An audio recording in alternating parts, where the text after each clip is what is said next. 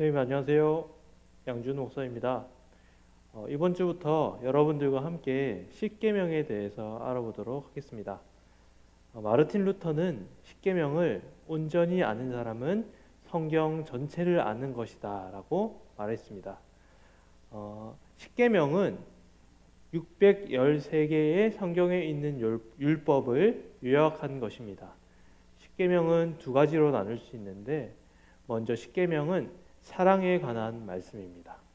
그래서 1계명부터 4계명까지는 하나님 사랑에 대한 말씀이고 5계명부터 10계명까지는 이웃 사랑에 관한 말씀입니다. 따라서 10계명은 사랑에 관한 말씀입니다. 10계명의 시작은 이렇습니다. 나는 너를 애굽 땅 종되었던 집에서 인도하여 낸 내 하나님 여호와니라. 십계명은 성경에서 유일하게 하나님께서 직접 말씀하신 성경입니다. 하나님은 이 십계명을 지키면 너희들을 구원해 주시겠다라고 말씀하시지 않으시고 내가 너희를 애굽 땅에서 구원했으니 이렇게 살아라고 말씀하시며 십계명을 주셨습니다. 십계명은 하나님의 백성이 되기 위해 지키는 것이 아니라 하나님의 백성이기에 따라야 할 말씀입니다. 본문에 보면 하나님은 이스라엘을 3인칭으로 부르지 않고 2인칭으로 부르는 것을 보게 됩니다. 이 말씀은 하나님께서 법적으로 명령한 것이 아니라 인격적인 관계 속에서 말씀한 것이라는 것을 우리는 알 수 있게 됩니다. 그리고 히브리어에 보면 십계명, 즉 10개의 명령이라고 기록되어 있는 것이 아니라 10개의 말씀이라는 표현을 씁니다. 그러니까 이 말은 우리에게 강제적으로 의무감이나 명령으로 뜻을 따를 것을 요구하시는 것이 아니라 우리에게 자발적인 순종을 원하시는 하나님의 인격적인 말씀이라는 것을 알게 됩니다. 그러니까 십계명은 명령이 아니라 하나님과 우리와의 관계 속에서 부여되는 대화, 즉 사랑의 표현이라는 것입니다. 함께 1계명을 살펴볼 건데 1계명은 나 외에는 다른 신을 두지 말라라고 하셨습니다. 이것을 언어적으로 바라본다면 나의 얼굴 앞에서 다른 신들을 두지 말라라고 하는 것입니다. 즉 우상 숭배에 대한 계명입니다. 이 1계명의 핵심은 목적과 수단에 관한 것입니다. 아우구스티누스라는 사람은 사랑과 사용에 대한 이야기를 하였습니다.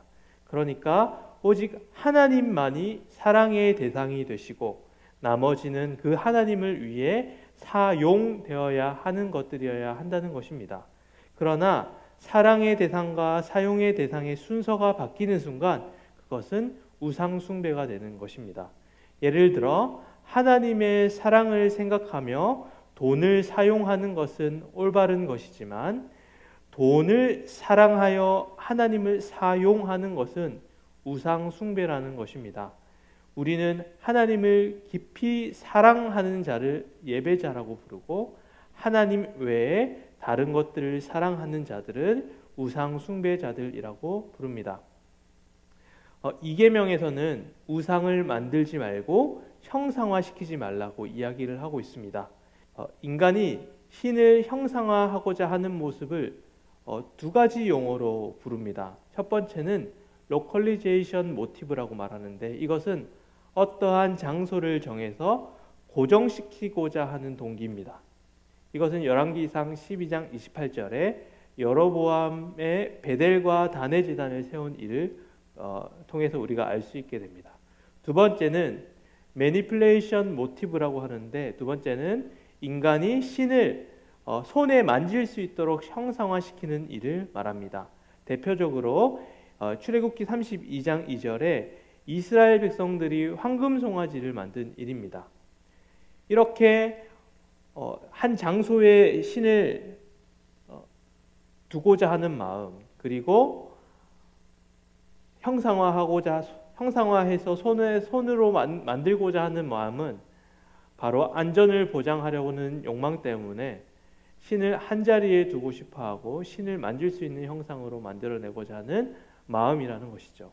쉽게 설명하면 알라딘의 요술 램프처럼 자신이 하나님을 통제하고자 하는 욕구가 바로 이 계명을 어기는 것이 된다라는 것입니다. 인간은 늘 자신이 중심이 되어서 하나님을 자신이 움직이고 싶어하는 욕구가 있습니다. 기도도 예배도 온통 자신이 원하는 방식대로 하고자 하는 마음이 있습니다. 예배는 우리가 하나님의 인도함을 받는 시간이지 하나님을 우리 뜻대로 움직이는 시간이 아닙니다. 여러분, 2계명은 우리에게 우상 숭배에 관한 말씀을 줍니다. 여러분, 하나님을 사랑하지 않고 하나님을 사용하는 것이 우상 숭배입니다.